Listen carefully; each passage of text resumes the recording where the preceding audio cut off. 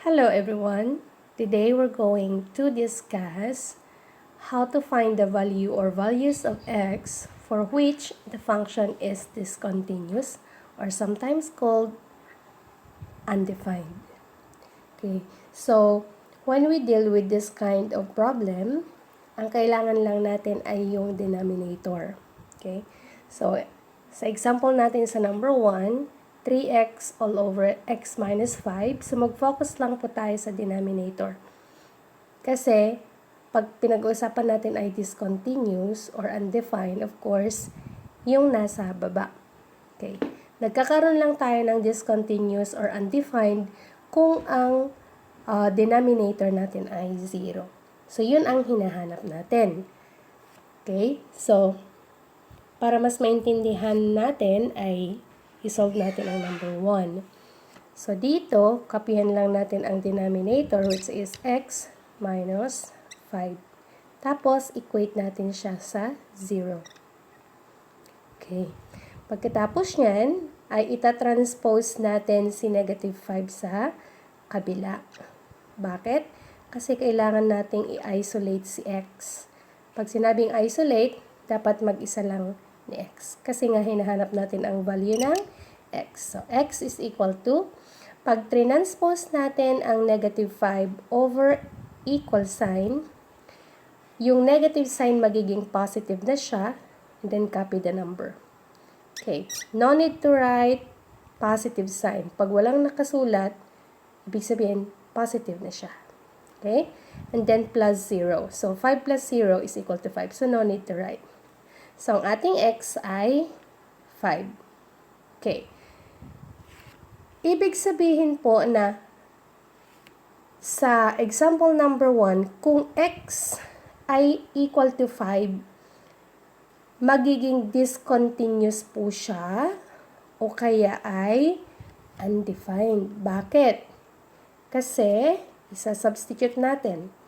Kung ang x natin, 3 x all over x minus 5. Okay? Kung sa-substitute natin ang 5, anong magiging sagot? So, 3 times 5 over 5 minus 5. So, 3 times 5 is equal to 15. And then 5 minus 5 is equal to 0. Okay. Remember guys, kung ang denominator ay 0, hindi po siya pwede. 15 divided by 0 is not 0, but it's undefined. Okay. So, undefined po siya. Diyan lumalabas yung tinatawag nating discontinuous. Okay. So, hindi pwede kung ang x ay equal to 5. Okay? Next example number 2.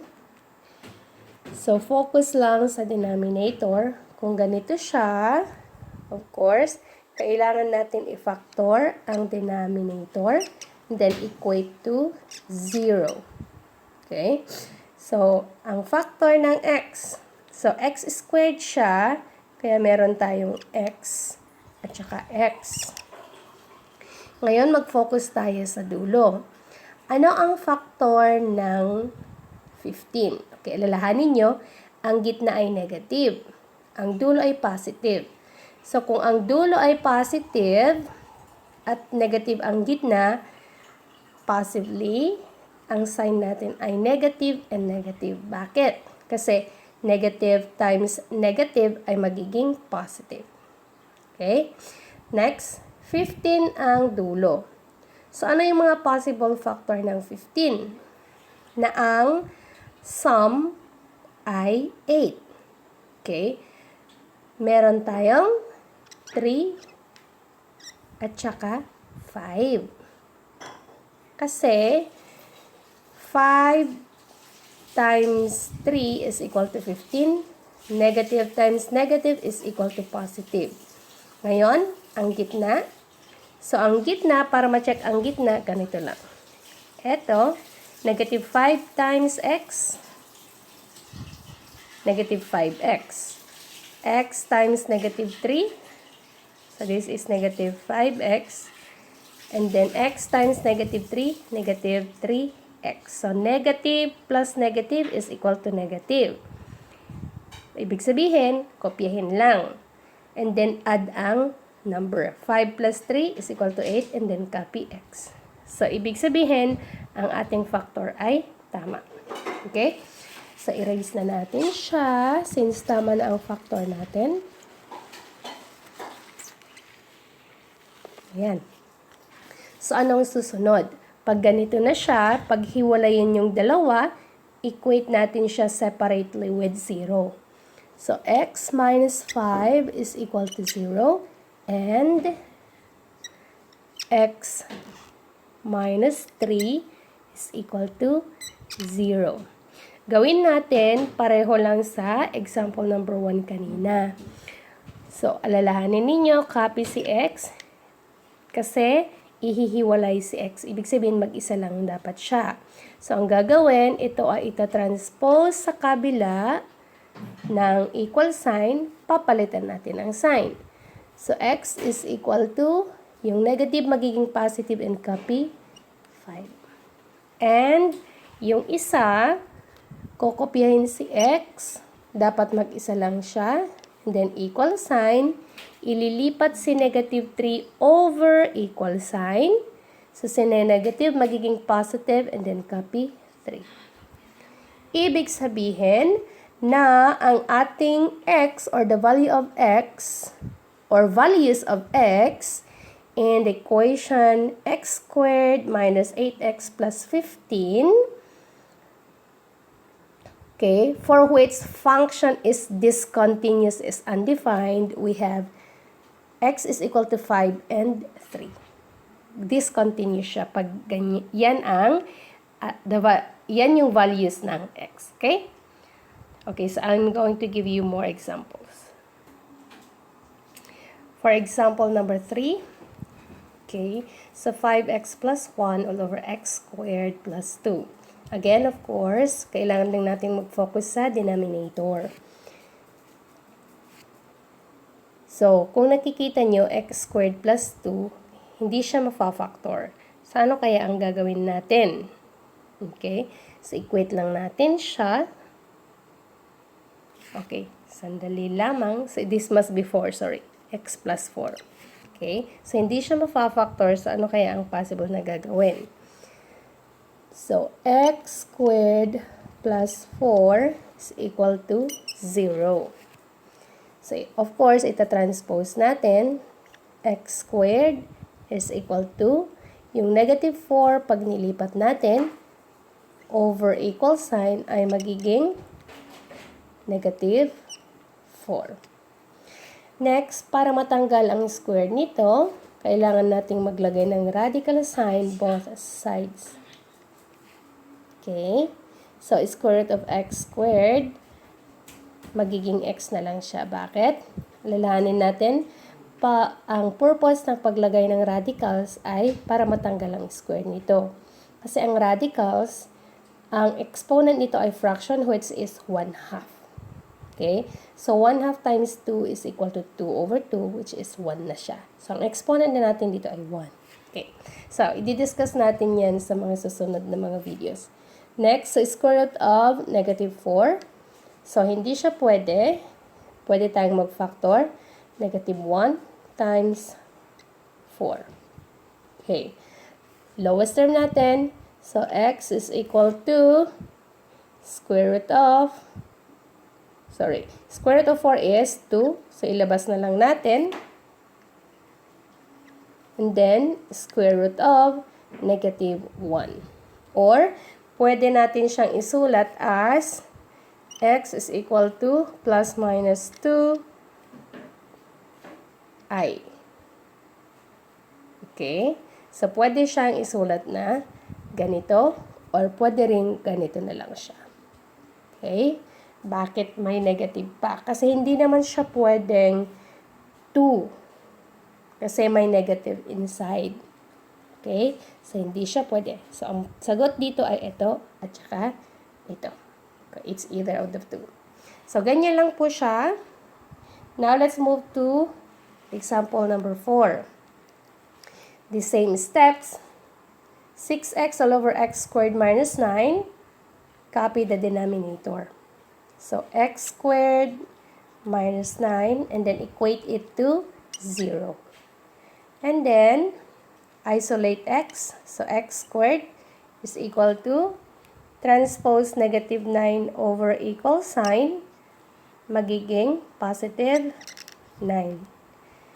Para matanggal si square, maglagay tayo ng radicals both sides. Okay? So, square root of x squared, magiging x na lang siya. And then, ang square root ng 9 ay, okay, papakita natin paano. 3 squared. Bakit? 3 times 3 is 9 or 3 squared is 9. The same lang. Ngayon, since naka-squared siya, matatanggal si 2. Paano? Okay? I-explain natin dito kung paano. Gaya ng sinabi ko kanina. So, x is equal to, ang radical sign po ay, bali ang pagkasulat niyan, ang symbol na radical sign, this one, that means any base raised to 1/2.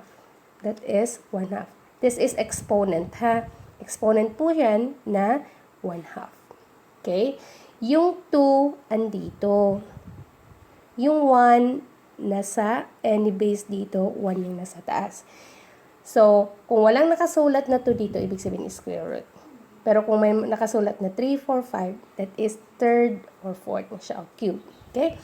So, nakalayo na tayo. Next, raised to 1/2. Ganyan po siya. So, mangyayari na dyan ay x is equal to 3 raised to multiplying fraction to whole number. So, whole number to the numerator. 2 times 1, 2. And then, copy the denominator, 2. So, 2 divided by 2 is equal to 1 na siya. So, x is equal to 3. Nakuha? Ganyan po siya. Ganyan ang pagkuha ng, or relationship ng radicals and exponent. Ganyan po siya. So, ang ating x now ay 3. Ito ang value ng x kung discontinuous or undefined. Okay? So, I'm going to give you 2 more examples. Okay, so example number 5. 1 all over 2 raised to x minus 8. So, paano natin i-deal itong problem na ganito? Okay? So, again, copy the denominator. So, meron tayong 2 raised to x minus 8. Equate natin siya to 0. Okay, ang tanong, paano natin gagawin ito? Ang exponent ay x. Madali lang yan. So, gagawin natin ngayon ay maghahanap tayo ng factor ng 8 na pareho ng base 2. Okay, so 2x, pero before that, we need to transpose muna.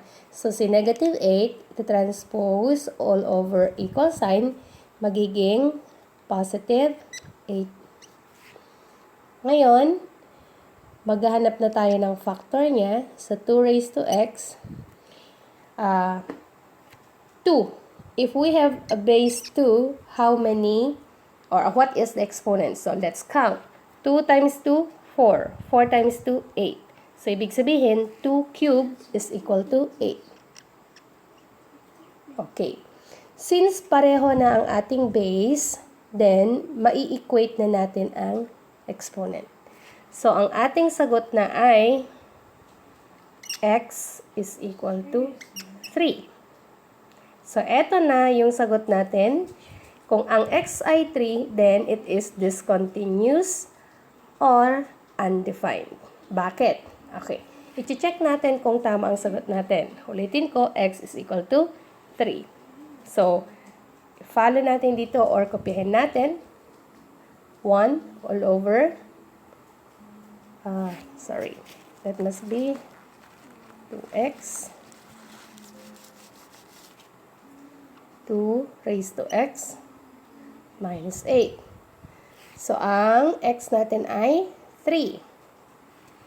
So, 1 all over 2 cube minus 8. Then, 1 all over 2 cube is 8. 8 minus 8. Then, 1 all over 8 minus 8 is 0. Again, alalahanin natin na kung ang denominator natin ay 0, then it is undefined. No exact answer. Okay? So, x natin ay equal to 3. That is discontinuous or undefined. Okay, last example. Meron tayo ditong x plus 3 all over x cubed minus 3x squared plus 2x. Again, focus on the denominator. So, kung napapansin ninyo, all of them have x. So, meaning to say, we're going to factor it out. So, ilabas natin ang kanilang GCF or greatest common factor. So, ang greatest common factor ng terms na to ay x. Ilabas siya and then divide. How to divide exponent? To divide exponents, just subtract the exponent. So, x cubed divided by x ay magiging x squared minus 3x squared minus x or divided by x ay 3x plus 2x divided by x ay 2. Okay, next. So, ito, kailangan pa rin nating i-factor. So, copy x, and then make 2 boxes equate to 0. Okay? So, ano kaya ang possible factor nito? Again, x squared, ihiwalay natin in different box. Then, after that, again, positive ito, negative yan. Then, ibig sabihin, ang ating sign ay parehong negative. Kasi negative times negative, magiging positive. Ngayon, walang ibang factor ng 2, kundi 1 at saka 2. I-check na natin ngayon ang gitna, kung tama ang factor natin. Paano? Negative 1x plus negative 2x. Pareho ang sign sa negative. 2 plus 1 is 3x. Okay? So, yan na ang ating sagot. Ibig sabihin, meron tayong tatlong values ng x. Una, x is equal to 0. Pangalawa, kopyahin to. X minus 1 is equal to 0. Again, isolate x. So, x is equal to transpose negative 1 over equal sign. Magiging positive 1. And x minus 2. X minus 2 is equal to 0. Then, isolate x. So, x is equal to transpose negative 2 over equal sign. Magiging positive 2. Therefore, the values of x for which the function is discontinuous or undefined are 0, 1, and 2. Okay, so to check whether your answer is correct, just substitute the values